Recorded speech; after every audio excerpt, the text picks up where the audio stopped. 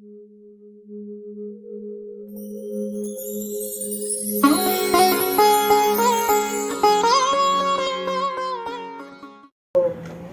to Dr. T V Ramachandra sir. We know him he's a very eminent personality, and it really gives me immense pleasure to just read out about your achievements, sir. It's really wonderful and wonderful knowing you. And we have a long association, and we will have further association with you also. So that's the thing. So Dr. T V Ramchandra sir has obtained his PhD in Ecology and Energy from Indian Institute of Science. And at present he is the coordinator of Energy and Wetlands Research Group and convener of the Environmental Information System ENVIS at the Center for Ecological Sciences. So you can say from the last 25 years he has established an active school of research in the area of energy and environment. And so he is a member of many committees. So there is a list is huge, but he is very well known for all for the government, Karnataka state government, the wetland related thing, then our Western Ghats, and for all issues related to that he is on the committee. So he is a Karnataka State Wetland Authority. 2008 he is a committee. Even he is Kerala Wetland Authority 2022, and he is the National Wetland Committee for Government of India, and also Karnataka State Audit and Advisory Committee. He is a serving member, and he has he's been appointed by the Minister of Environment and Forest, Government of India, and a member of the Western Ghats Task Force appointed by the Government of Karnataka. So now he is an active member for all the NGT, like National Green Tribunal related to the wetlands of Bengaluru. Sir is a recipient of many awards. The list is huge. So he is the recipient of Karnataka State Parisara Award of 2017-18. Then Kadari Achyutam Memorial Samvahana Award Environment 2018. Then he is in his younger days also he has received the Satish Dhawan Young Scientist Award 2007 of our Karnataka State Government. ENVIS Award he has got 3 times from the Ministry of Environment. The list is huge. So this speaks volume about him. The most very important thing which needs to be noted is he features in the recent global ranking developed by Stanford University. He is among the top 2% scientists. Okay, so it's really great, sir. With the ranking in environment, energy, and enabling static technology, and all the 3 things. So we are really privileged to have him here on this particular day. And he is, apart from the committee members, he is an honorary fellow in many committees like Karnataka Science and Technology Academy 2022, elected fellow of National Institute of Ecology 2011, Indian Association of Hydrologists. The list is huge. Apart from this, he is also a member of our Institution of Electrical Engineers UK and a senior member of IEEE USA and Association of Energy Engineers USA 2000. So international also he is the member. And his research interests speaks like aquatic ecosystems, biodiversity, ecological modeling, Western Ghats ecology, energy system, renewable energy, energy conservation, the list goes. Energy planning, geoinformatics, environmental engineering, educational research, and also at the curriculum development at the tertiary level. His publications are 328 research papers in reputed peer-reviewed international national journals, 69 book chapters, 333 papers in international national symposium, and also authored about 19 books. In fact, he has delivered number of plenary lectures at national international conferences. Publication, Miking Diatoms for Energy is a seminal work in a biofuel research evident from reports in Scientific American, BBC, national dailies, etc. So, apart from this, Sir has guided more than 152 students for MTech dissertation work, and more than some 20 students, 70 students for doctoral degrees. So, you can say that he has apart from that, he has given many popular lectures on GIS, remote sensing, and others, many schools, colleges, and research institutions. So this really most of these things, like he was, as our DGM sir was telling, if you just if you give TV Ramchandra or any of this thing, all, most of his achievements we can see, and we have referred many of your papers, especially urban sprawl, and that whatever your I think Aitwan's work also is all very, very nice. Yes, it's very nicely done, systematically done. So it gives me great pleasure once again to welcome you, sir. Thank you. And the TV, that perfectly matches, I think. People will watch TV, so we will be watching your more and more. What I did for Karnataka is going to be replicated around 80 districts with the funding from World Bank. In fact, next week I am attending that meeting organized by World Bank, wherein we are going to finalize the protocol, etc. So I thought that the scope and potential of this work also makes people to think, so that they can take the idea forward. The strength of this is that we have the capability to analyze the spatial data, which was missing earlier in ecosystem accounting. All these traditional economists, they were just believed in numbers, and that number is correct or wrong, no one knew. But in our case, the data gives us accurate information, and today with the multi-resolution data availability and this one, job has become simple. When I published on ecosystem services for one district about 3 or 4 years back, I didn't expect the things to take this shape, because when we worked, I look at the gap area and take my research to that gap area. Of course, that is a risky part, but so far it has given a dividend for me and my students. If you look at what I started way back in the thing, today people are talking about it today. So that is, at least my publication to the today, if you look at 20 or 15 years gap is there. For example, big data and artificial intelligence machine learning algorithm. When I look at machine learning algorithm, people are using random forest and SVM and all, which my student implemented way back in 2002 or 2003. Today he is a professor in IIIT Bangalore, Uttam Kumar. And then BharathS is another person who worked on modeling and visualization, etc. So that's where we always, of course, when you start something fresh and for the first time, there are challenges are there. But if you overcome the challenges, certainly the success will give you the required visibility in the system. Okay. Now coming back to this valuation of the ecosystem services, when the United Nations approached me, they wanted us to do it for 10 districts in Karnataka. They didn't. But for our bad luck or for our fortunate thing, the COVID happened in India across the entire globe. And that is where, I was tied to my chairs in my home, and my students also, we were not moving, and I was not attending any meetings.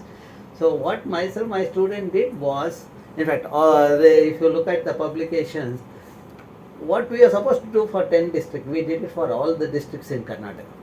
In fact, United Nations, they themselves were surprised with our thing.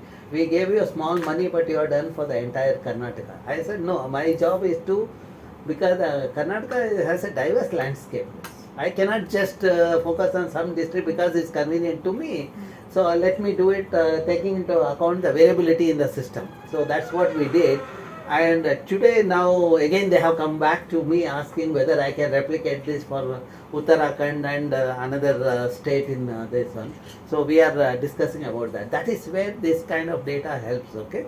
So, well, this is the work what we did. We looked at the ecosystem extent and the valuation of the services we did, and looked at the condition. This is about 10 minutes I will talk about it. Then I will move to the urban this one. Can the light be as usual without dimming? Switch on the light. Okay, and we followed the SIA protocol. This SIA is the System of Environmental Ecosystem Accounting developed by the United Nations. In fact, their agenda was that they developed the protocol, they wanted to do the pilot testing, and that is why they approached Karnataka for pilot testing. And as assignment, we looked at the ecosystem extent, what is the landscape dynamics of the ecosystem, then what is the condition of the ecosystem. Here we have given some of the protocol to the international thing, because they didn't look at the land surface temperature or the fragmentation. Those are things we incorporated in the thing.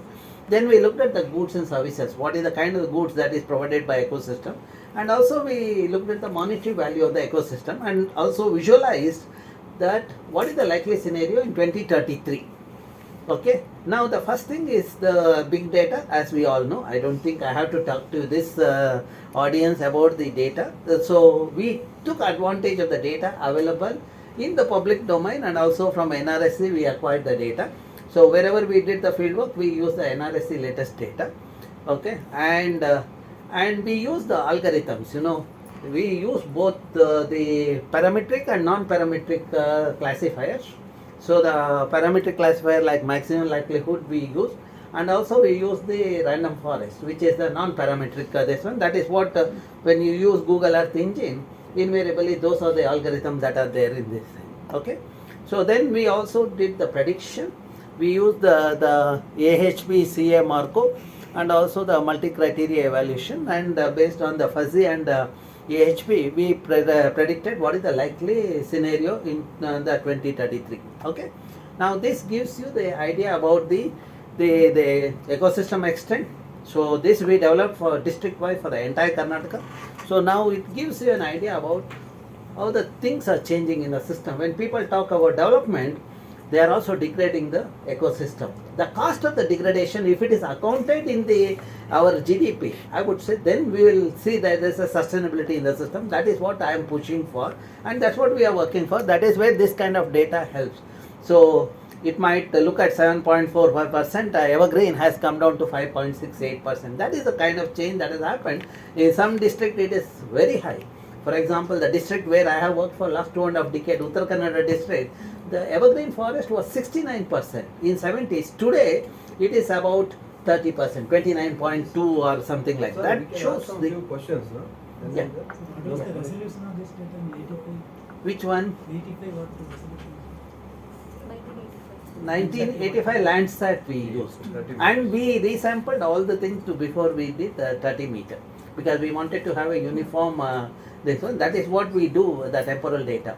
Even if you use Landsat of 70 is the 60 meters, you will resample it to 30 meter, and of course. Sir, here when you are talking of reduction in evergreen forest, is it because of the change in the climatic scenario, or is it because of degradation? No, this is because of the two-legged irresponsible fellows. It is not because of the climate. Because of this change, the climate is changing now. So basically It is anthropogenic. That is the thing. Okay, and now then also we looked at the conditions. There are the certain protocols for the condition. You can talk about the condition of the ecosystem based on abiotic and biotic and also landscape level. At landscape level, you can look at the fragmentation and land surface temperature. And if you look at the biotic, you can have the species-based the criteria. Then also look at the above ground and below ground biomass, etc. And also the function state characteristic like net primary productivity. Then if you look at the abiotic, you can talk in terms of soil, nutrient, water quality, etc. Today, the data is not a constraint. Getting the intelligent brain is a constraint. That is where we are facing this one. But sir, here I'm trying to ask you, do you have any permanent sites are there where you collect ground information? No. Uttar Kannada district is our district. Uttar Kannada. Uttar Kannada. In fact, if you see my publication, almost 40 to 50% comes from Uttar Kannada. Okay. So you calculated by yourself or you took yeah, we have the long-term monitoring plots. So we do that. This one, if you look at a couple of my colleagues and students, we have monitored the thing. Even today, there is the 1 hectare plots are there at various the locations which we monitor.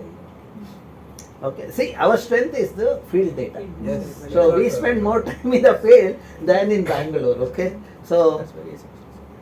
And then when you look at the condition, we looked at the fragmentation of the forest and also land surface temperature, which is directly correlated. As we degrade the ecosystem, naturally the consequence is very that. alarming. Sorry? Compared to first one, the third one is very alarming. Yes, that is true. So this land surface temperature is from which product? Thermal data. Thermal, which Landsat based derived land surface? Landsat, and Modi's also we use. Okay. Because daytime land surface temperature gives us some misleading information. So it's in the early morning times. No, those are academic things. That is what we have to address and pick up the appropriate one. Okay. So in fact, we are looking at that in a greater detail. Northern Karnataka has a different this one. That is where these youngsters I gave them a Northern Karnataka, so that now they are looking at that in a greater detail. Okay, then if you look at, we have looked at the soil quality also. See, these are all the data which we didn't generate. At a block level, the country has the soil health card. You know, that huge data that is available, only translating it into the appropriate format was required for this accounting. Then flora and fauna, we have been working on Western Ghat districts in Karnataka for a long time. We have the data, the field data for all the districts in Karnataka, that is what we have used. And some of the districts were missing, which we did the field work and they supplemented that. Okay, then we looked at the above ground and below ground biomass also. Above ground biomass is based on the measurement of the girth and height and according the vegetation, yeah. And then we used the, no, we did both. Wherever trees have fallen, we went and measured that also. So if there is a dead body, we went and weighed that. If there is a live one, we measured this one, okay. So then this NPP is also from the field. Then of course fragmentation LST from the remote sensing the data. Then once if you look at the valuation of the ecosystem services, we have looked at the provisioning, regulating and cultural. Provisioning, all the tangible goods what we get from the forest, we got it from the, some of the work is based on our primary survey, some are from the forest department. For example, NTFP timber is available in forest department, and some of my colleagues in the department have worked on the non-timber forest produce. Then fuelwood, I have worked in Uttar Kannada and other districts in Karnataka as a part of my doctoral work also. Then the fish, water supply, these are all the data what we compile, genetic material, etc.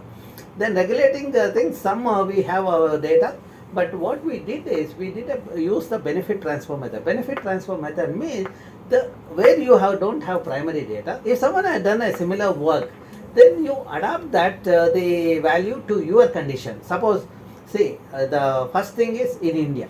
In a similar kind of agroclimatic zone, whether anyone has worked. If they have worked, then there is no conversion is required. Suppose if it is not there, then you are doing from the international study. Then you will have that currency, all those things, GDP, PVP, all those things, you have to account for that, okay. Then cultural, since we work on sacred groves and various aspects, this was not difficult for us, but we also compared that with the benefit, the other studies in India. The aggregation of all these things, provisioning, regulating and cultural, give the total ecosystem supply value, or we call it as the gross ecosystem product. That is what we say, that it has to be integrated in GDP. Now when you look at, these are the physical goods what we get, the various products, there are units are different. So what we do is, from the forest department, we collected the data which is available at circle level. So we collected what is the kind of the timber that is sold, what are the type of timber quantity, and what is the area of extraction, etc. And then specially we have presented that here. Then this gives the provisioning services, all the goods, the fuelwood, etc., regulating services and cultural services, and this gives the total ecosystem supply value. This report is available online. We have put it on online, and at my website it's available. Now how the degradation in the landscape affects our ecosystem services, you see that ecosystem services in 2005 is 2,894 billion rupees at 2019 price. Okay, and if you see at 2019 it is 1,835. That means there has been 35 to 36% reduction in the ecosystem services, which is directly proportional to the ecosystem degradation. So that is what we got that from the remote sensing data, from the ecosystem extent and condition we got those details. Okay. Now when you look at this, the thing is 2,841 billion rupees per year from the forest ecosystem has come down to 1,835 billion rupees per year. This is something similar to when you keep 1,000 rupees in a bank, at 10% you get 100 rupees interest. Now to get 100 rupees, you have to keep a principal of 1,000 rupees in a bank. Similarly, if you are getting a 2,841 billion rupees per year, you can see what is the principal amount that has the value of that ecosystem. That is called NPV, net present value, which we have computed for the forest agriculture, this one. And if you look at per hectare value also we computed, and then this gives the NPV. See, when you look at the NPV of forest ecosystem, what is 73,000 billion rupees in 2005 at 2019 value has come down to 47,000 billion rupees is the net present value of this one. So that gives the asset value of the ecosystem. Probably this is for the first time in the country, this study has been done for the Karnataka. Sir, So the system it has decreased, sir. Huh. increased, the decrease where it has No, increased. ecosystem spoiled because of reduction has happened. See, that The is a, reduction there, some accounting has to be no, done no, for that. it is, Ecosystem. see, if 1000 rupees in your account somebody steals, that fellow is benefited. But here, 1000 rupees, if you lose, not only 1000 rupees you are losing another 1000 rupees because of that loss of 1000 rupees. Because that there are cascaded effect which in my second part of my talk that will come. How those things affects the result. See, here you can see agriculture ecosystem which was 20,000 billion rupees has become 27,000 rupees. Agriculture include the horticulture as well as the cropland. Because in last table also agriculture has increased from 2005 to Correct. 2009. See, we are converting the forest into agriculture and horticulture because Nehru said it. Nehru said you have a right to take away the forest and convert the country into the industries as well as the agriculture. That is the Nehru path of development has led to this kind of thing. Okay. So then we also visualize. These are the 5 scenarios we looked at. Business as usual scenario, agent based. This means all the intense activity that is going to happen. Then reserve forest protection. Then afforestation. Then sustainable development is a kind of integration of these two. So now the same AHP and CA we have used, and these are some of the constraints we have used, and with that we have predicted what is the likely scenario in 2033. So this is SDP scenario seems more appropriate, so that if you look at the scenarios, the likely land use changes that is quite minimal compared to the other scenarios. That is where we have proposed, suggested to government. Sir, I would like to ask you one thing. During that period of a lot of increase in the built-up and other things. So have you accounted for that? Also has been accounted. Yeah, that is what, see, this one agent based scenario is there, no? That accounts all the developmental project that are proposed, But, and also in the second part I will show you what are the constraints. Yeah, It's no, not one just more- the one road, more question the is- buildings, Yeah, the one infrastructure. More, one more is over a period of 20 years, our ecosystem also has grown. In the sense, forest also has grown. That has been accounted in. Yeah. See, when you do that accounting of the condition, no, Yeah. when you do the above ground biomass, below ground biomass, and That all, will take care of that it. will take care. Because see, our study is not just today. Because I am in the Western Ghats for the last 2.5 decades, I have that data. So that is the result. Okay. So then you can see how that ecosystem services also get reflected with those scenarios. This helps in policies, so that what kind of path, the developmental path. I am not saying you should not develop. I am saying when you develop, you also do the forest protection and also have the afforestation. Okay. So now this is the work which the United Nations had given us. So that is what we did. Okay. So now You are also giving some projections. What should be our this thing for say 2040 or whatever they are talking of 2050, our carbon net zero. This thing. Some futuristic this scenario. no, we are very good in preparing glossy report. We don't do anything on the field. See, all the institutions and government ministries I have seen, they bring out the thing, and we are very good in giving a talk in international forum. But when I look at the ground condition, simple afforestation, when we did a cross verification, I don't see that happening on the ground. You know, Prakash Javadekar in one of the meeting told me, Sab, I know that afforestation we should do with the native species and all. Then I told him, when you are with us, you learnt all these things. But after you shed your friendship and became a minister, you completely forgot. That is what I told him. In fact, it happened in an open meeting actually. So, okay, now we'll move to the second part where the urban and other things will come. As long as if you ensure clean air and water and environment to your next generation, not yourself, for your next generation, that means you are doing the management appropriately. That is where one has to do the responsible decision making. That is where I say that we have a role to play in the system. We have to go to the government and tell what we have done. And this has to get translated into policy instruments also. Now when you look at the kind of this one, so slowly I'll come to the urban. You know, on the earth, if you look at, there are 8 to 12 million species. That is what our scriptures talk about it. Rigveda talks about 8 to 12 million species, whereas the science says about 1.3 or 1.5 million species. Out of 1.5 million species, only 5% we know the phytochemical and other beneficial things. That means there is a lot to do, but we have few people only. Okay. So then, when you look at the Western Ghat, as I said earlier, it starts from Kerala to Gujarat. Latitudinally, if you look at 8 to 14 degree, you have the highest number of species. This that coincides with the Kerala and Karnataka part of Western Ghats. That means if you are, see, that's the responsibility on our shoulder to protect this fragile ecosystem so that you will have a diversity of life, diversity of plants and animal. When you have diversity of plant and animal, you also have diverse medicine and the food. That is what our study also shows. The COVID happened throughout the globe, but wherever ecosystem was in a good shape, the COVID was minimal. Yeah, some of the villages in Western Ghat, I didn't see the COVID. Where did I see the COVID? Where people have degraded the thing, where they have converted to monoculture plantation, rubber plantation. Go to Kerala, you see that wherever rubber plantation is there, every house has become a nursing home. Whereas if you look at in some of the thing in Shivamogga or the Uttar Kannada, hardly we saw the thing, people were moving around without mask and all those things, okay. So that shows that there is a direct linkage between the ecosystem condition to the health of the people, because these are all zoonotic diseases. That means the source is from the wild animal. When the wild animal come to the human habitation, or when people bring the wild animal to the humans, then naturally the viruses get transferred. That's what happened in the case of COVID. And also there is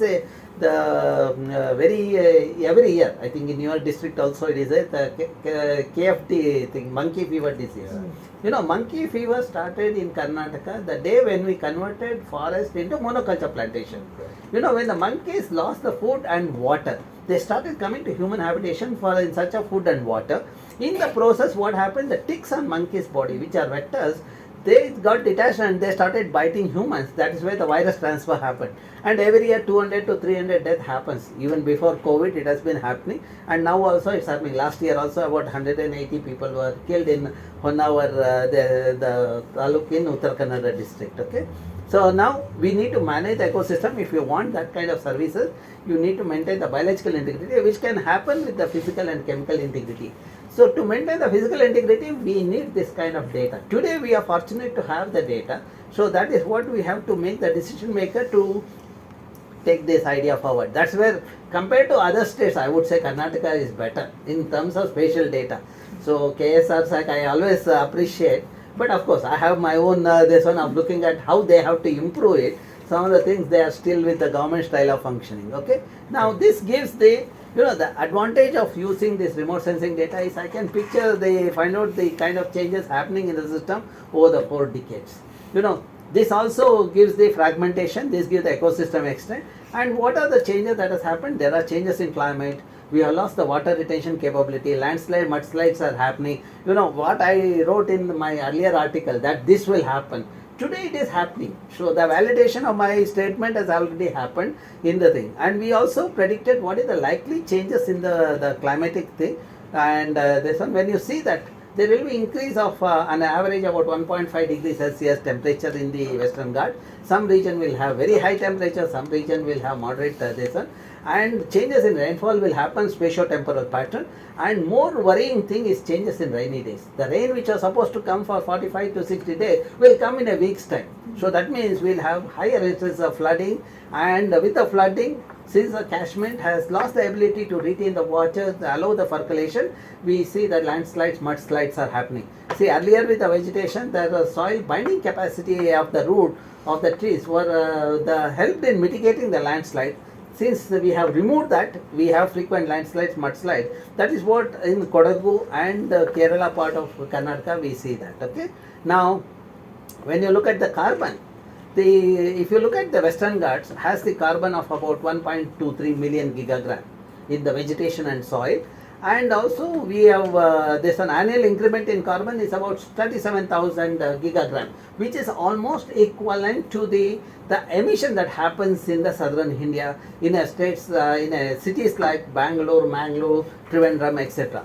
And in economic terms, if you look at the carbon is about 100 billion rupees or $1.4 billion. So this also helps when we are arguing about our ecosystem in the international level, because all this forest what we have today is has sequestered the carbon that is emitted by the developed countries. Their emissions we have handled it, and that is where when you argue in the international forum, you can say this is the kind of the compensation that India should get for maintaining the ecosystem there. Okay, so then let us look at some of the experiment what we did. See, now how the land cover decides the water availability. You are asking about that. So this is the picture. You see 91 when I was a student. I had abundant water and the greenery in the region. Today in the same location there is no water. Now to understand this, let us go to the Sharavati river basin, which originates at Ambutirtha, traverses 128 km, joins the ocean. When I ask the civil engineer about river, invariably I get this blue line as the river. They have completely forgotten the catchment and the integrity of the catchment, how it helps in maintaining the water in the system.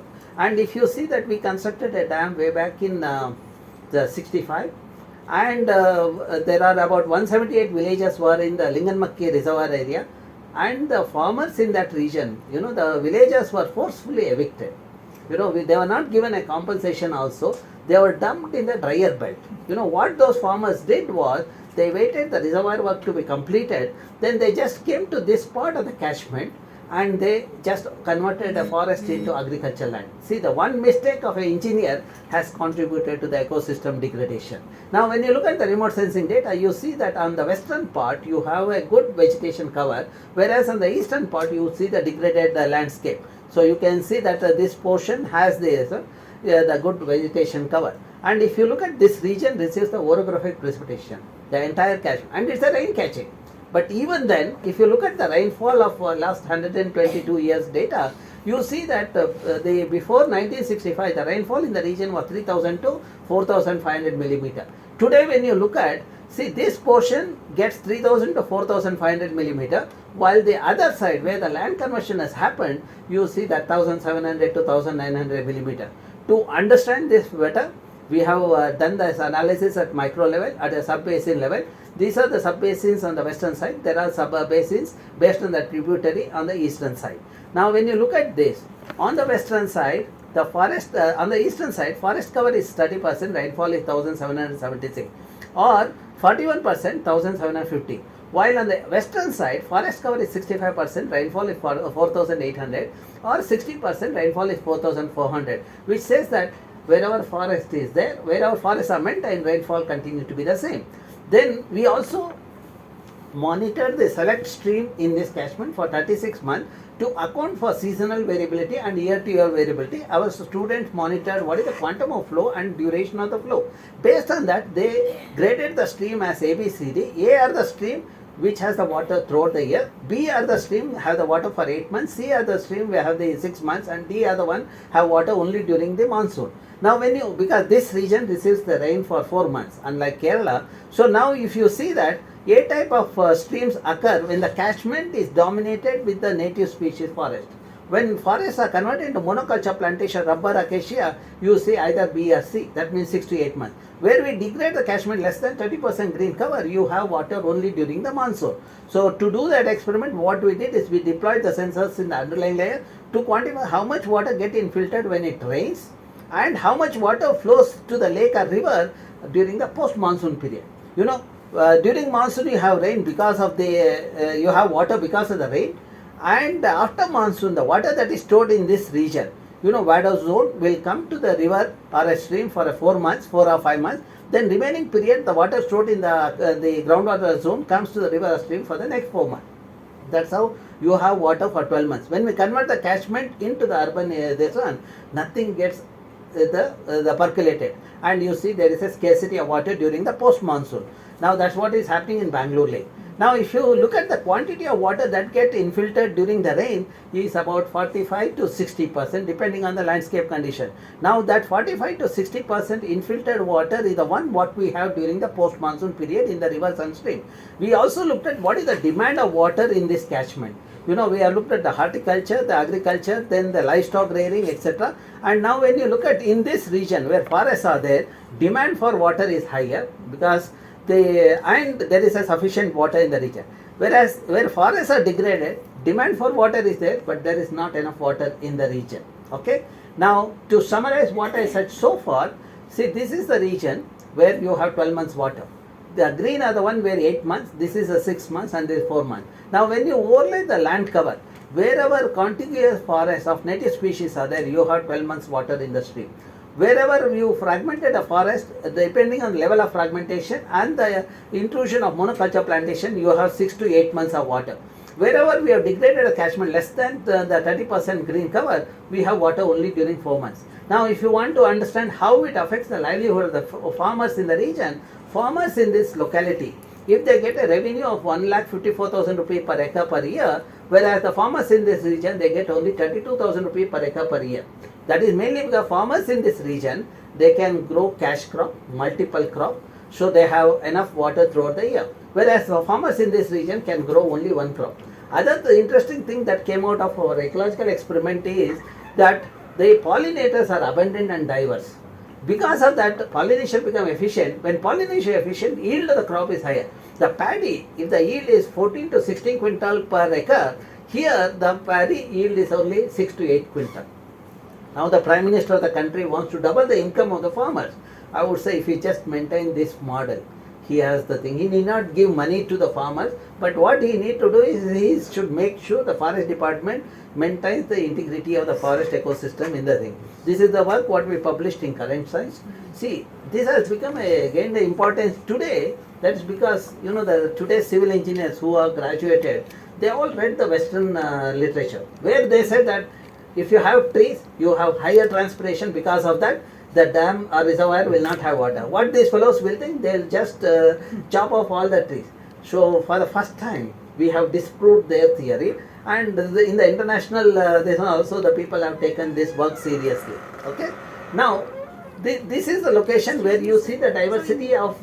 In this region, afforestation done means it will improve the livelihood of farmers. I'll come to that. Okay. Afforestation of what species? Afforestation native species, yes. But afforestation of monoculture plantation will not this one. See, this is a region, the monoculture plantations have been today. Only 6 to 8 months water is there. One fellow has become big in the name of development with rubber plantation. But he has deprived the surrounding villager 4 to 6 months of water. See, that depriving that, and also in monoculture plantation, no pollinators are there.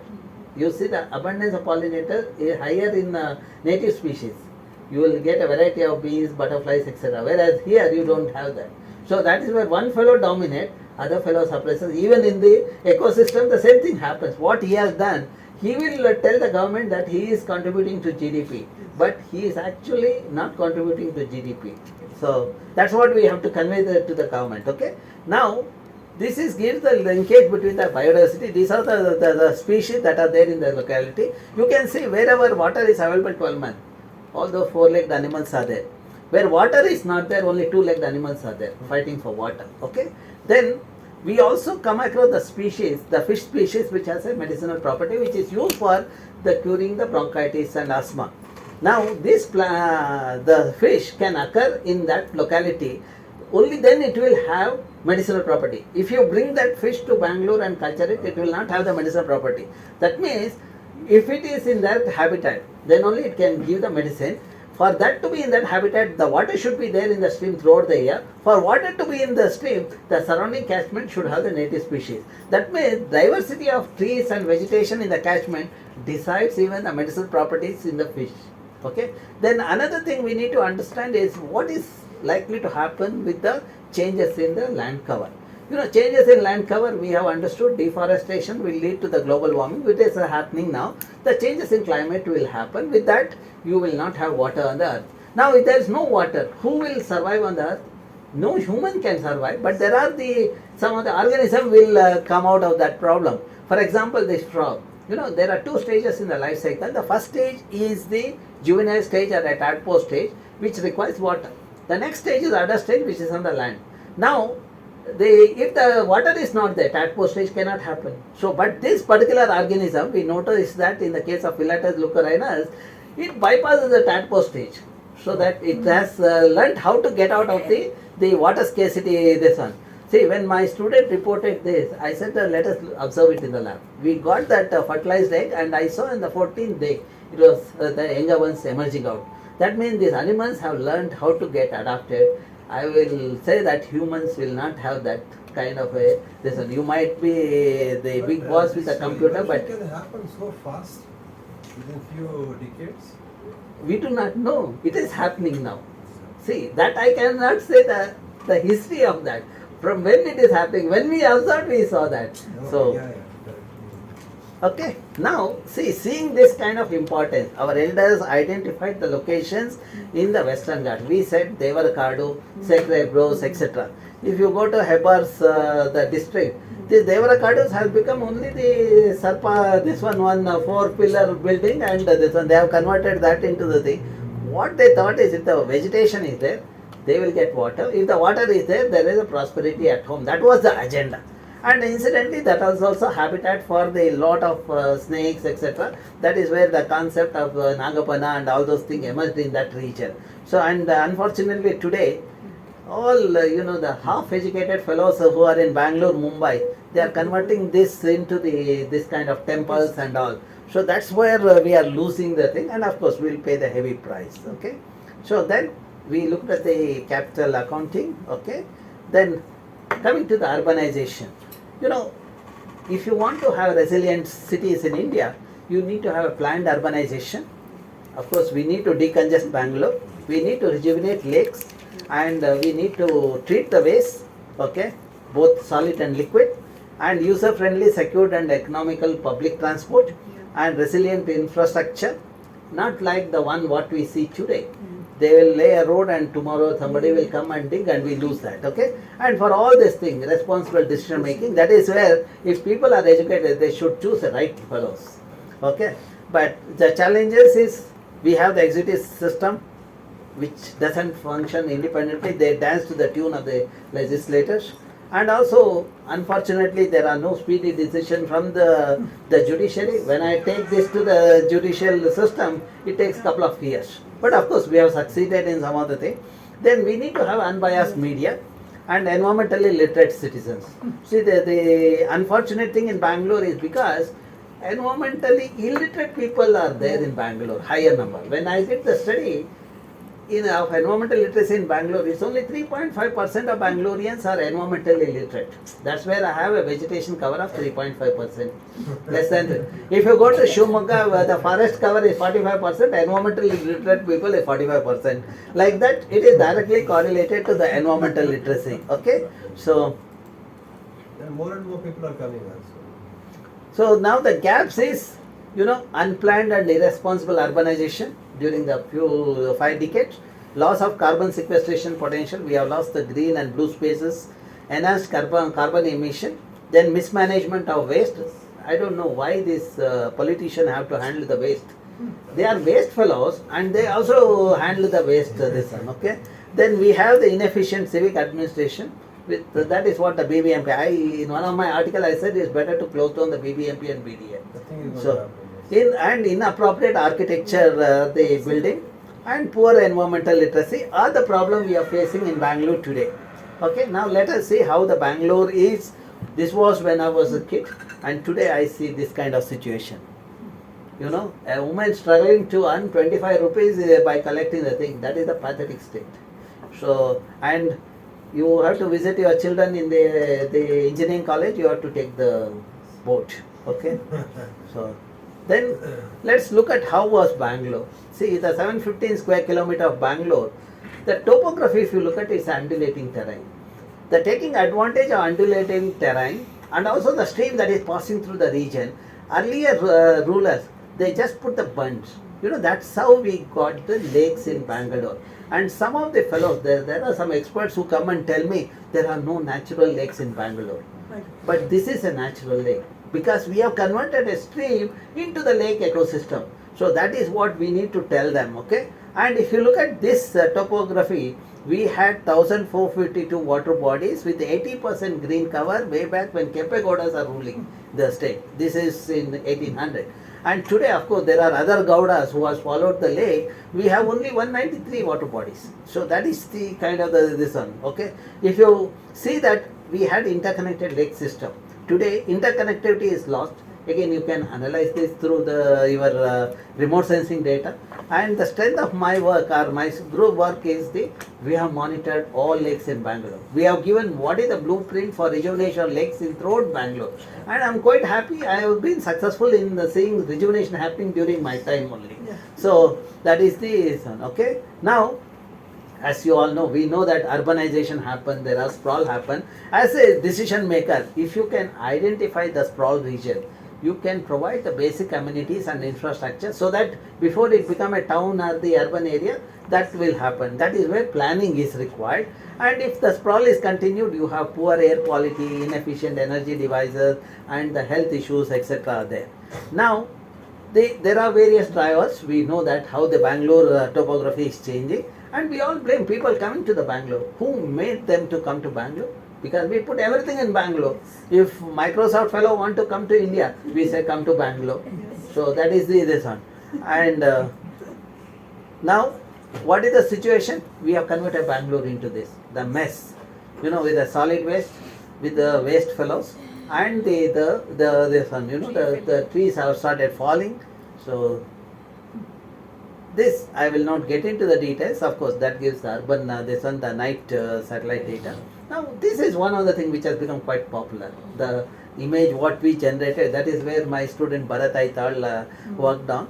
The 68% green cover in the city of 715 square kilometer, 7.97% is red where the buildings are there, and this blue is the water body, yellow is the open space. Today if you look at 2019 is 81%. Okay, so this is mainly because of fragmented governance, too many parastate agencies, and lack of integrated action and vision.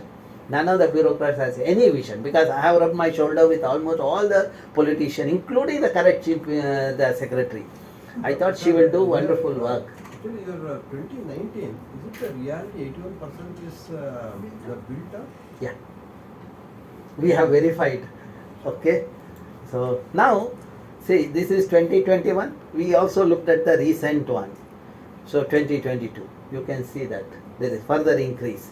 And we also said that, how did we do the visualization for 2025 or 2030? So we divided Bangalore into 4 zones, 1 kilometer concentric circle. In each circle, we looked at what is the kind of the growth and the agents of change and behavior of the change. So this is agent-based modeling we have done.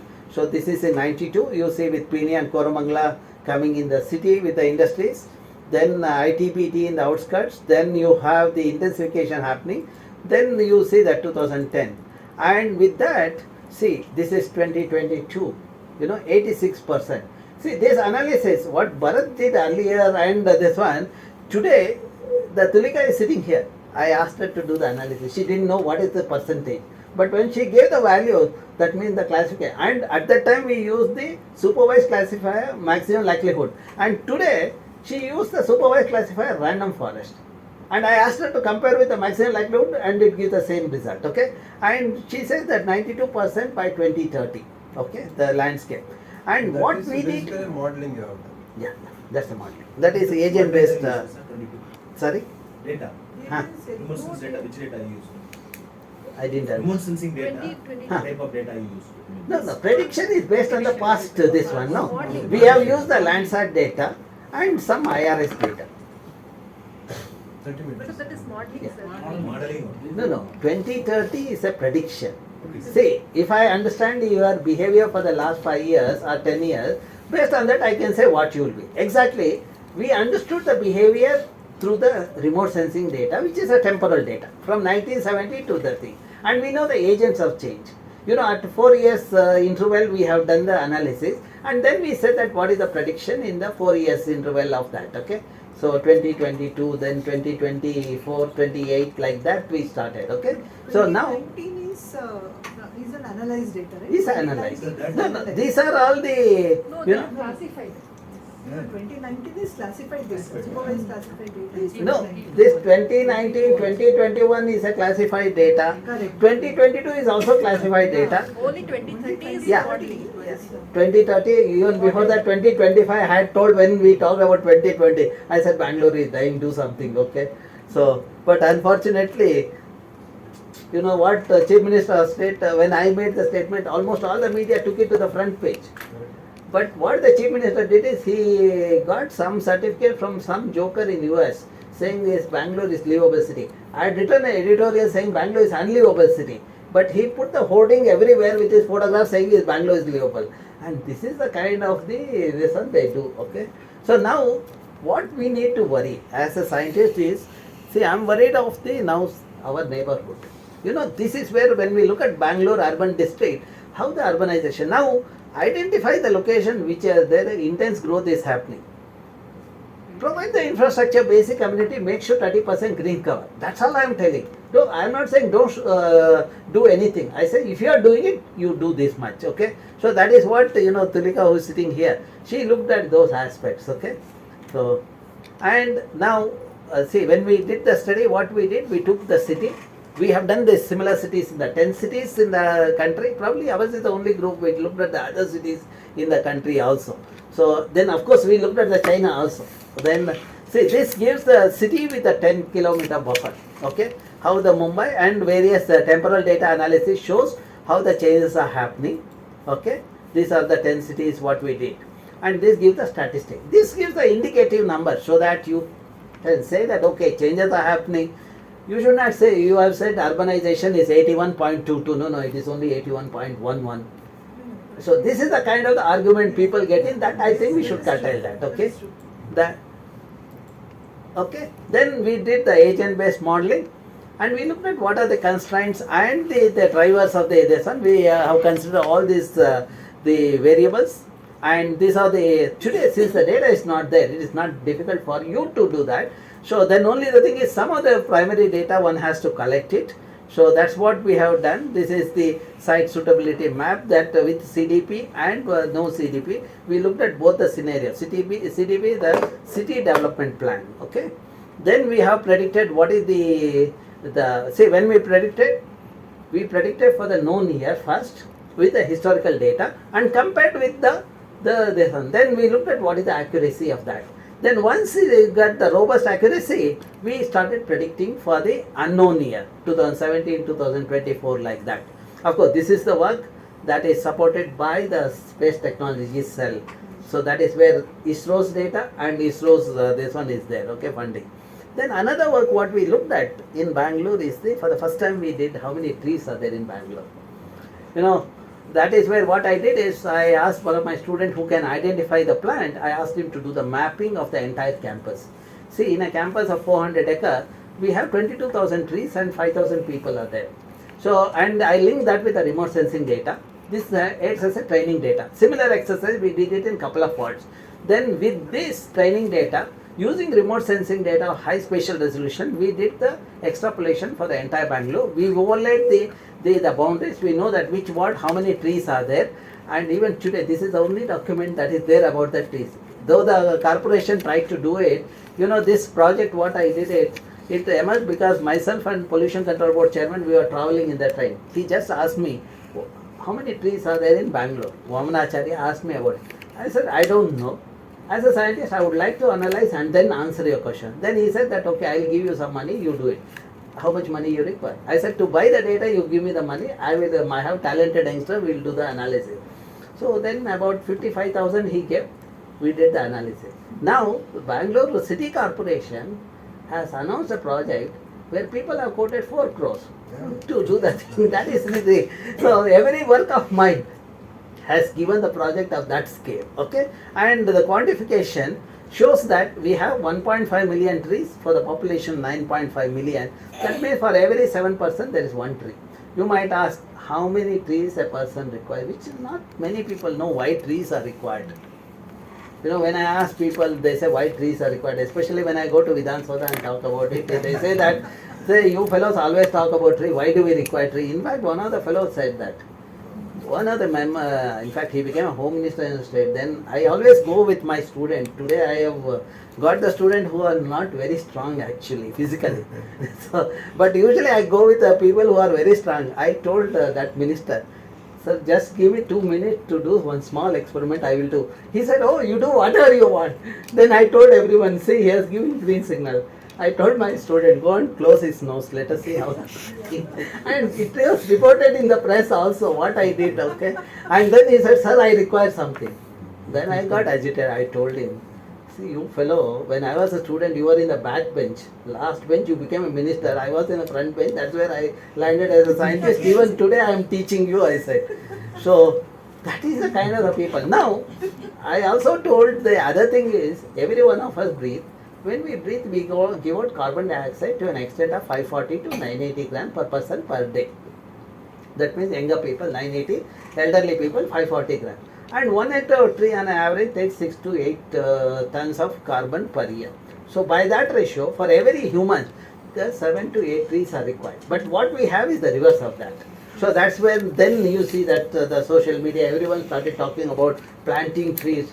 Now wherever you give a talk, the trees comes into your hands, okay?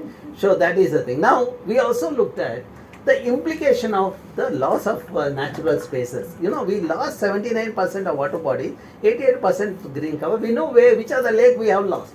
In fact, this is the data what I put it online. People have started using it to tell that okay, some of the residential layout has come and all those things. And the implication, if you look at with the thermal data, you see that what is 19 degree in 90s has become 21 degree in early 2000, or the late 2000 you see 27 degree. Today is about 37 to 40. Then to understand that from the city center we moved in 8 direction, we noted down the temperature profile at the pixel level. You see wherever lakes or the trees are there, the temperature is 2 degrees lower. So that also gives an idea of heat island effect. So you can see IISc campus also is cool environment is because of the greenery what we have. So now these are the lakes in Bangalore. Lakes have been polluted. You see that it is a dumping ground for solid waste. People encroach. Then you have lake view apartment. People go and reside in that apartment and they dump the liquid waste also. And there are people who send it through the tanker, the effluents, etc. Now the lake, when it is clean, it looks like this. When it is polluted, you see there is a profuse growth of macrophyte. When there is a profuse growth of macrophyte, since sunlight doesn't penetrate, you see algae does not grow. Since algae does not grow, you see the fish will not thrive. So that means effectively it tells us that if you pollute the water body, you will not get the food. So now you see that we looked at the water parameters also. See, when it enters the sewage, you see that dissolved oxygen is 0. But at outlet, it is as high as 12 to 14. That means when the water moves from point A to point B, the treatment has happened. Okay? But when it is covered with the macrophyte, you see that the DO continues to be 3 or 4. That means the lake is not doing the job. That is because of this invasive species covering the thing. Now today, if you look at lakes are frothing and there is a fire. So now, what is the solution for this? What if you look at my report, I said we need to curtail the phosphorus entering the lake. How does the phosphorus enter? Because of our industries and the domestic waste having the soap, detergent which has a phosphorus content. So our government, what did our babus do? They just put the barricade and they said that they have solved the problem. Then when I wrote an article that I said this is an ad hoc decision, is a foolish decision. In fact, BDA chairman called and said, you are a critic, we know that, we have solved the problem. I said that we have solved the problem for 4 days, just wait. Then on the 4th day it crossed over. Then he said that, no, now I believe in science. So, but unfortunate thing, what I didn't understand is that to have this barricade, they had spent 2 crores. You can imagine how much has gone in. And that is where, Lokayukta also approached me to give a scientific report on what is to be done. That is where it went to the NGT, and today Bengaluru and Vattur is getting rejuvenated, and of course I am in the committee. I was in that National Green Tribunal committee also, where the Santosh Hegde was the chair. Okay, now when we pollute the water body, how it affects us? See, every unit of pollution getting in, it gets bioaccumulated in fish 1 million times. We collected a fish, and also people grow vegetable in the downstream. The downstream people use this water for growing the vegetable. We collected the vegetables like radish, pudina and all those things, and we analyzed. All these things have heavy metal. Having heavy metal in the food may be good for people not to have Chyawanprash. But what is happening, it is increasing the instances of cancer and kidney failure in the city. The kidney failure, which was 1 in 1 lakh about 12 years back, today it is 1 in 5,000. That's where every ward has the dialysis unit. Our young MP, the other day he was telling last month, so he is inaugurating the dialysis unit in one of the hospital in Bangalore South. I said that is the worst thing he is doing. He is demonstrating to the entire world that our system is collapsed with that kind of contamination in the system. So then we also looked at who are responsible for the contamination. Again using the spatial data, we tried to map where all the dumping of solid waste happened. Earlier I showed liquid waste, and you see that one of my students who did a PhD, she even came up with what kind of the organic fraction get in, how much get leached into the lake, etc. Most of our lake beds are dumped with the solid waste. And when you look at the nature, see, this is what we should have learned when we went to the schools. But unfortunately, people have went to the schools and they have forgotten this food chain. You know, when you look at the food chain, there is a energy and material transfer happen, that and there is a synthesis of material. And whatever is left in the system, you see the bacteria and fungi converts into the elemental form. There is nothing called waste in the natural system. Where do you see waste? You will see waste where waste fellows are there. Who are those waste fellows? Who use too much of plastic. That's where we have the problem of the plastic. You see, 30 to 40% of the waste in this region is the plastic. That is a serious menace. Okay. Now, we look at the emission also, and we saw that the transportation sector. I will come back to this after that. Okay. The transportation sector has a higher emission in all the cities. That is mainly in the cities where public transport is weak. Have the emission as high as 54% in Hyderabad or 45% in Bengaluru. That means if we improve the transportation system, public transport which is secure and economical, then people will go for that. So that is where we can curtail the emission from the transportation sector. Another sector is the waste, which people have not talked about it. When I talked about it, emission from the waste sector, probably that is for the first time in the country we did that. So we showed what is the thing. They are not handling the waste properly. You know, liquid waste, solid waste. Of course, there are waste fellows also. Let us not worry about what emission they are emitting. But if you look at solid and liquid waste, is on average about 8 to 12% of emission happens. And of course, this work also attracted the politician and the two young women MPs from Maharashtra and Telangana, I think Andhra Pradesh. They took it, there was a star question on this part, okay.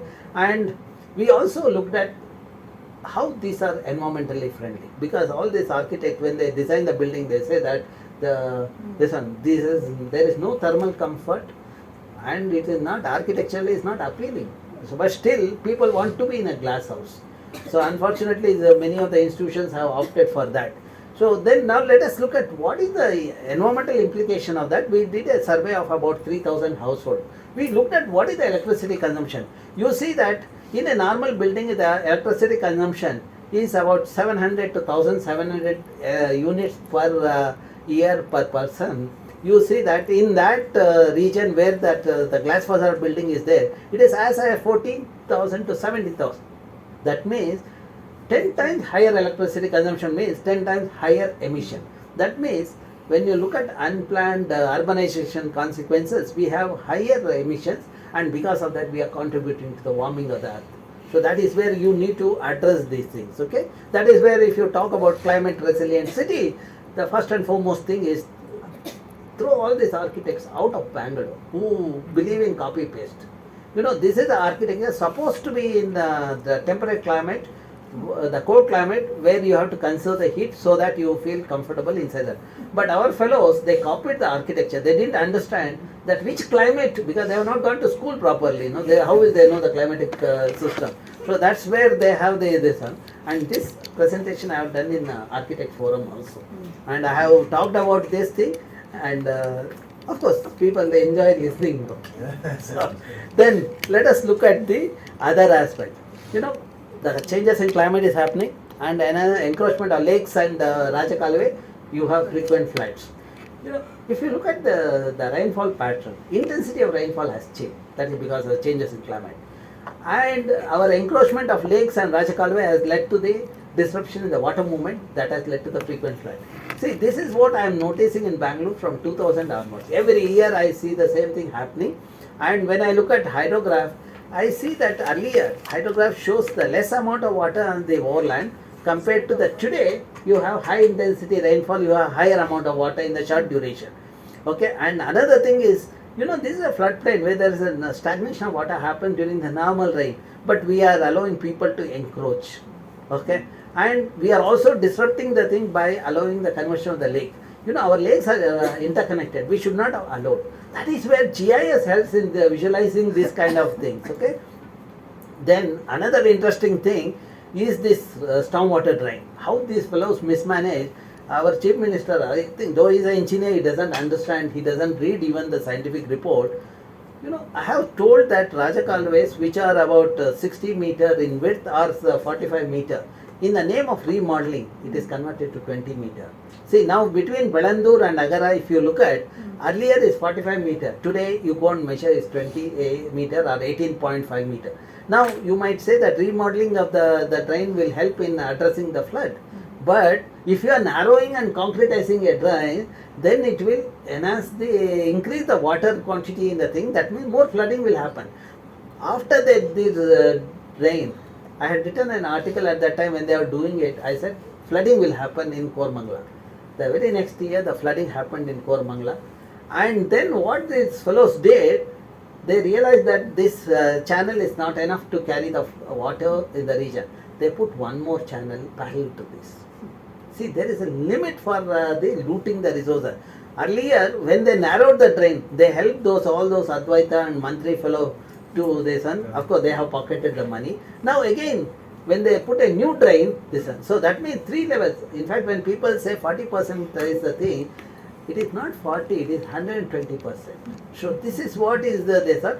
I've been pushing the government that we need to re-establish the interconnectivity, and you see that any region between the two lakes is a wetland which has to be protected or conserved. Now you see through the remote sensing data, you see that SEZ is sitting there, the Prestige Tech Park is sitting there between Bengaluru and Vartur, and that is where the flooding is happening. And the last thing you saw that you all faced that problem, okay? So now, then what is the hope? The hope is this kind of model to be replicated. See, way back in the Jakkur Lake, you know, when I monitored Jakkur Lake, the lake and surrounding there are 25 wells, it had nitrate. Nitrate is a carcinogen which introduces cancer. Then I pushed the government to rejuvenate the lake, and I was in a committee. And when it was rejuvenated, I just introduced this constructed wetland and algal pond. You know, last 10 years, my students have monitored the lake and surrounding area. And when I look at that, none of today there are 300 wells are there, none of them have nitrate. That means this is working for the last 10 years. This report is available online. You know, the people look and this one, and it 80 to 90% removal of the nutrient happens. See, the secondary treatment will remove the chemical ion. The municipality can put only secondary treatment plant. They will not put a tertiary treatment because it is a cost intensive. So then I push the government to have this constructed algal pond so that we can have tertiary treated water. So that is the model that is now in India it is famous, and also globally it is famous as ISRO IISc model or the Jakkur model. Okay. So then this you understood, no waste. For that I just want to teach the people that the simple food chain. If they know the food chain, I say they are environmental literate. So that is the thing. Now, how much water is there? Again, using spatial technology, I quantified how much rain we get and what is the quantum of water we get because of the rain. It's about 15 TMC. Bangalore requires 18 TMC. That means 70% of water required for Bangalore is available in the form of rain. The best option, take advantage of interconnected lake system, rejuvenate lake, catch rainwater in the thing. When you do that, surrounding area, the bore wells get recharged with the clean water. And second thing is, when you are using 18 TMC of water, you are also generating 18 TMC of wastewater. If you treat it similar to the Jakkur model, you will have 16 TMC of water. That means 15 plus 16 TMC, 31 TMC of water in a place where you require 18 TMC. This can happen only with a 5R formula. First R is a responsible citizen. When people are responsible, they will not pollute the lake so that I can retain the rainwater, and also they allow the reuse and recycle of the wastewater. And that will provide the water security for the Bangalore with adequate water for all. Okay. Now what are the other things we have done? Okay. These are some of the things. Create water body, mini forest, and also the sensitizing the youth. I think probably in another 5 or 8 minutes I'll wind up now. And a mini forest in each ward. So now the lake which I created in the campus 2008. You know, it is the lab for my students who work on biofuel. Not only students are happy, I also have otters. You know, in a Bangalore I say, is dying, other end I have otter. I don't know from where it has come. And otter is a voracious eater of fish. You know, I don't go and feed fish. My job is only to give the water. You know, but when we did the biodiversity, we found that there is adequate number of fish as well as the algae in the lake. That means the nature knows how to maintain the balance. My job was only storing the water. See, it stores about 10 lakh liters of water. I stay in the campus. My family require 500 liters of water. That means per year I need about 1.5 lakh. I am giving back to the system 10 times the water I consume. If every Indian does or every citizen in the globe does it, there won't be poverty of water or the scarcity of water. Then another experiment, if you look at, you see that this is a climber from Western Ghats. Of course, I was fascinated by this kind of climber at my young age. I was not attracted by other this one, okay. So that is where I got the seed, of this plant and planted this in 7 locations in the campus. Out of 7 locations, in only 1 location it survived. That is next to my building. Even the plants know who will take care. Now, in front of this building, we created a mini forest in a 2 hectares area. About 49 native species, 500 saplings were planted in 2 hectares area. When you look at today, whatever the statement I did, it moderates climate. You look at the temperature, another 2 degrees lower. Because of this data, we can prove that what are the benefits. And groundwater, which was 150 feet earlier, today in 30 years I have water at 5 to 10 feet. So now this gives an insight for how to manage the watershed to sustain the water. And of course, when you maintain this, you also have recreation, because our friends also will come and decide, varieties of snakes and slender lorries, etc. So these are the benefit what people get. I am pushing the government to have this model replicated in each ward. In fact, government, some fellows come and say, where is the land? I said, when you acquire land for flyover, why can't you acquire land for this? Give the compensation, people will give you the land. So that's what has to happen. So then, I have made people also to this. See, if you go to Mudbidre, there's the Jain Mutt is there. That region had faced a severe water crisis in 2014 and 15. Then this gentleman came to know that I am in Bengaluru delivering lecture at St. Aloysius. Then he said that whether I can talk to him. I travelled to his place in the late evening. Then he listened to my presentation. After that he said, I have 12 acres of land. Then myself, my student, next day we went, looked at the topography, because my student always carry the gadgets along with the brain. So then we did the measurement. We gave a proposal, what size water body can be, what is the catchment yield, what is the size of water body, where it has to be, lowest point, etc. Within 10 days, he implements the thing. When I see the success is because of the youngsters. Even Saint is same, and the youth from Alvas had taken part.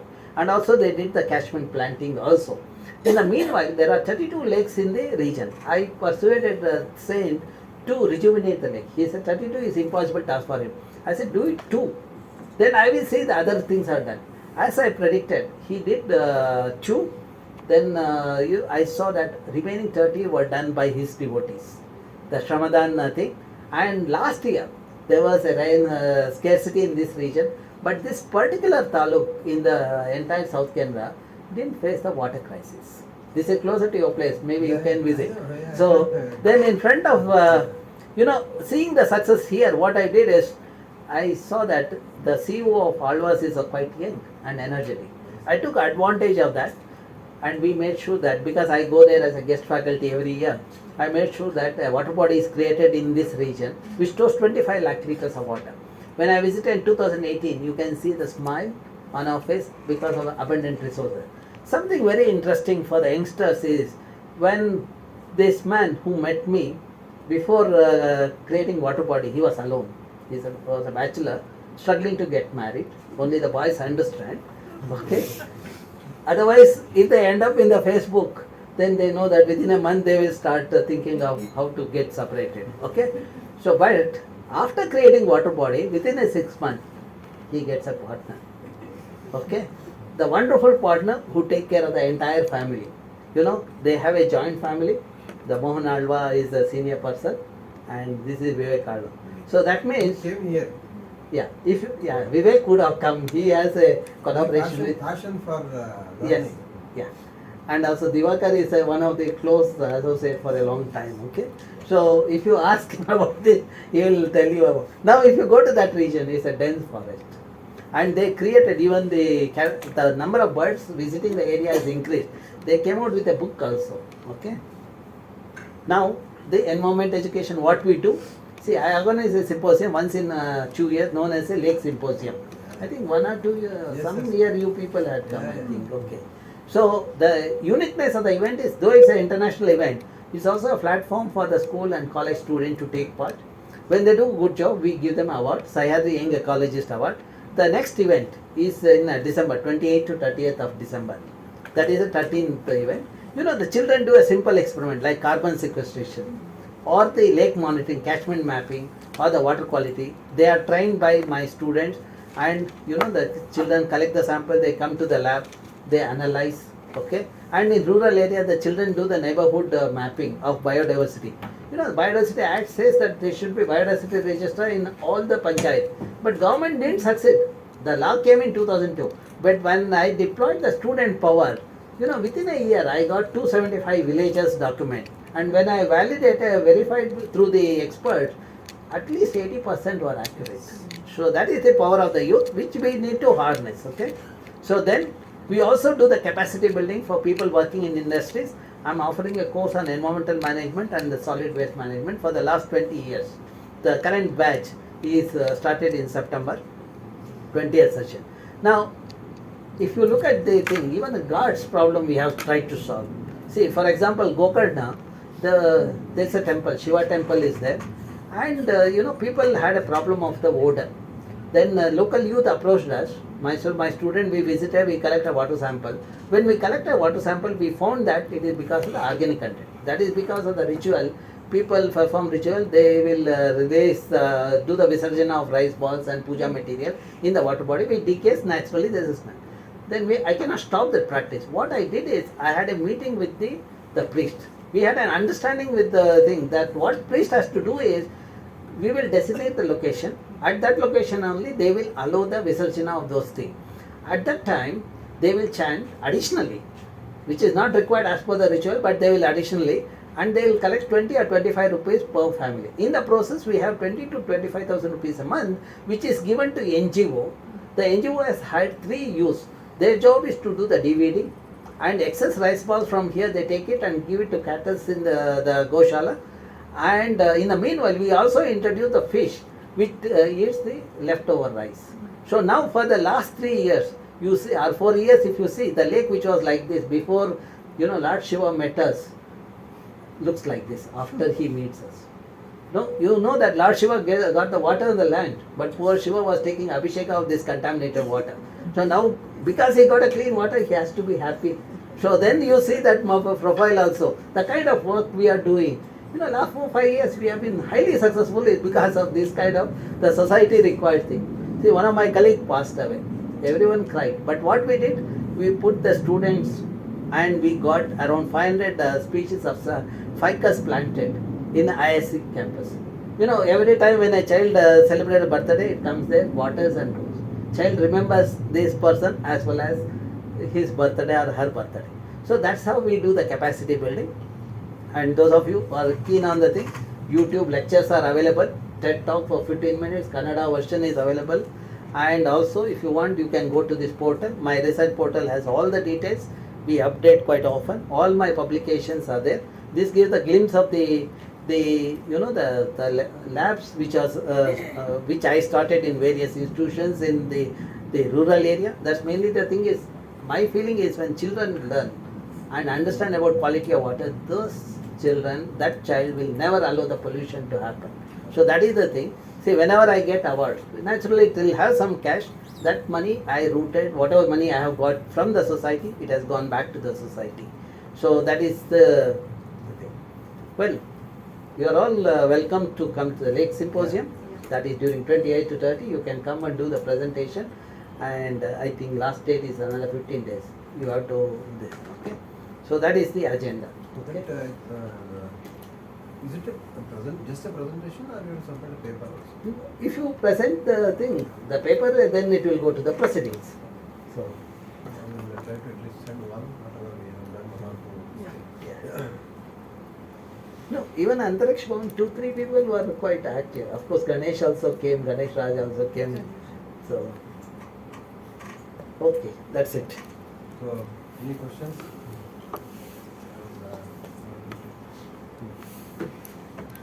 I read about this now, especially in Haridwar and Rishikesh, before this, talking of our temple practices and other things. they have this habit of putting so much of flowers and so the next day, it is all the research and the flowers and all, it will be just thrown here and there and other things. So I mean, it was in a newspaper article I read that some youth, as you were telling how you have motivated, some youth were motivated so that they go collect from all the temples in the mornings, collect all that puja, the flowers and everything, and then go for a like a proper disposal of it, so that it doesn't this thing. And No, from see, revenue also that- was generated, that- making that's of correct. agarbatti or something from the process. Yes, I think was- even yes. they do the Gulkan. Ah, Okay, you do not know flower is coming from whether the graveyard or when people eat that rose flower, that is the result. No, actually you do not know. There is always there's a notice is there is some fellow silently listening to me, puts the thing in action. Because once I was in Indore, Madhya Pradesh, I was giving a talk to the engineering students. I talked about solid waste like what I spoke. yeah. Believe it or not, they started startup even before we started talking about startup. They're called Kabaddi Wala. And today is a $1 million company. Those kids, every time when they write to me, they say that one statement of yours has changed our career. And today they are highly successful. That's what we have to do. We have to make the children to understand the thing. And sometimes the jovial remark here and there will make them to think further. I have one question related to see there are a lot of startups are coming, as well as nowadays it is online. How much GDP they are bringing it down? They may be becoming rich. So for example, Amazon, how much they are committing to the waste? Yes, that is true. They may be becoming rich, but how much they are spoiling? See, I am seeing in our apartment, just by Amazon, these people, we can say 70% of the waste is coming from them. That includes plastic, Yeah. that includes Packing packing materials and other things. No, see, So only why the thing government is, not even bothered to regulate this. see, one other thing is, the best thing is, anything when we talk, come with the data. Then people get, for example, the bottled water. Of course, you people switch over to the novel thing. I just analyzed. I asked 2 of my students to analyze the water quality in that. We found dioxin in that. Then I noticed people getting the food in the plastic thing. They are too busy. Humans in Bangalore, they are all very busy. But they will sit in front of the thing and they will be doing that. That is a different issue. They go to the hotel, get the thing packed in a polythene bags, sambar and all. When we analyzed, we found the traces of dioxin. Dioxin means it's a carcinogen. That's where cancer is increasing. And as you rightly said, even in IISc, some of the people I see them getting the food through the Swiggy and all. But I have started telling them, it's a risky part. Sometimes they think that I am out of the order. But I don't mind that, okay? When I tell them, I put it in simpler words. If they have understood, I will say that, okay, I have succeeded. If I have not succeeded, I think, okay, they consider me as out of order, which is fine. So that is okay. But I have seen, I think the day is not far out. Our children will not cook. Yes, yes. Already You know, started. they are, already started. And wastage of food, wastage of the material is happening. That is one aspect of the things. But other aspect of things, nobody is bothered of the health. See, we are also much. This is including me also. How much fat they are accumulating? What are the consequences on this on the health of this thing? Nobody is bothered. See, that is quite worrying. Actually, for a person like me, it is quite worrying. See, last month, I think August 24th or 25th, I had a meeting. I went for the meeting. The young man was sitting next to me. And we both had lunch, and he said that I have not seen you for a couple of years now. We should meet now onwards quite often. Then in the night, I received a phone call midnight from his family saying he is no more. He is only 46 or 47. That is the thing, when youngsters of 34, 35 are 46 dying of this, that is quite worrying. That is what, only the weapon we have to use is tell them how it affects their health. then probably they might this one. And the best thing what we are doing is convey this to the children in the school. You know, when child refuses at home to eat that packed food, mother has to cook or father has to cook. There is no this one. If both are busy, the child will refuse to eat. Then both have to make some this one to this one. And I do not understand. Even today, I don't get food from outside. And when I was a student, I told people, I was in a hostel, I said, even if mess is closed, I will not eat in the hotel. And we were preparing in the room. And we managed. And that model is possible. It is not that It is difficult. happiness also that we are Yeah. preparing our own. That is true. And there is no wastage. Because you know the investment you have done in terms of your time and resources. Okay? No, one more thing, the Swiggy and all, now Swiggy now, late after COVID, they increase charges, they don't know actually. People are, doesn't know simply ordering. But the charge what they are going and eating by ordering Swiggy, 20%, 40% they increased actually. Double the cost. Side of the They are not finance knowing side of because it. their habit has come simply, they are simply ordering. But 40% increase. Yeah. Earlier free, earlier everything they have as it is. Now slowly they are catching Correct. money, taking money. First you lure the person. Yeah, lose the person and habit form. and mint the money. Yes, a after. society has to This change. has- I think that is That's time. true. This We are awareness has to be the, you are not As paying, we you told, extra you are paying responsible 40% more. Yeah, yeah. If they That- economically also, if they awareness, people will. I, on behalf of Academic Committee and RRSC scientists, convey my deep regards and hearty thanks to our Honorable Speaker T V Ramachandra sir. The lecture on capital accounting using various spatial data for a forest ecosystem in Karnataka gave us new insights how forest ecosystem are getting degraded over the years. So the second lecture on remote sensing applications for natural resource management for sustainable development to maintain ecosystem integrity was incredible. The results of the extensive study presented in Bengaluru from 1973 to 2019 was quite alarming. So and then he 2022 also. Yeah, yeah. 2022 was quite alarming. And then he told that for improving the conditions in Bangalore, the citizens should be responsible and sensible. So hopefully we will follow that, sir. Thank you. Then I would like to thank our Deputy General Manager Ramchandra sir for inviting the eminent speaker to give a talk. So we got an opportunity to know the studies carried out at IISc. Thank you, sir. And then my sincere thanks to the administrative staff, RRSSC administration for providing necessary logistic support required. Thank you.